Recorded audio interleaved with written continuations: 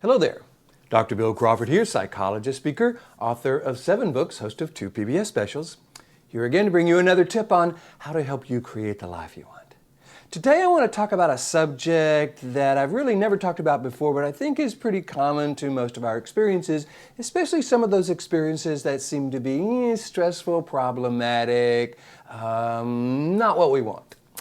It has to do with a quote that I heard from a professor of mine, Dr. Sam Buser, when I was getting my Ph.D. I'm not sure if he came up with it, but I want to credit him with it because he's the one that I heard it from first. He said, Bill, the secret to happiness is a high tolerance for ambiguity.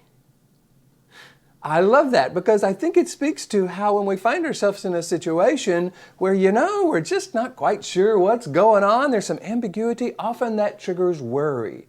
That triggers a problem. And that middle part of the brain, remember my life from the top of the mind philosophy where we talk about the brainstem, the lower brain, the middle brain, the limbic system, the upper 80% of the brain, the neocortex, what I call the top of the mind. It's this limbic system, this middle part of the brain that interprets life in certain ways. And so its job really is to keep us safe in fight or flight situations. So when it encounters ambiguity, it goes into danger. And of course, there are some situations where ambiguity is dangerous. You're in a building and you don't know where the exits are. That's not a good thing. Someone's coming at you the wrong way on the freeway. Whoa, do something, react really quickly. So anytime we need to react without thinking, we don't want ambiguity to be a part of the process. However, have you noticed how few of the situations we find ourselves in on a regular basis are truly fight or flight in nature, and how often ambiguity is part of this process? So one of the things that I try to remind myself when I find myself in a situation where I just don't know is, okay, Bill, the secret to happiness is a high tolerance for ambiguity. What if I just got comfortable with not knowing for just a moment? I have to do this for years or even months or even days, but okay, right now I just don't know. There's information I need. So what if ambiguity isn't a signal for danger, but just a signal that we need more information? We get curious. We get on Google. We start looking for the information we need, but not being driven by anxiety.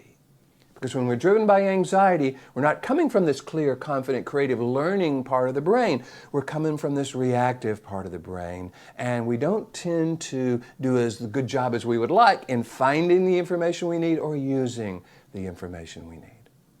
So I would encourage you to think about all the times in your life when you find yourself dealing with ambiguity.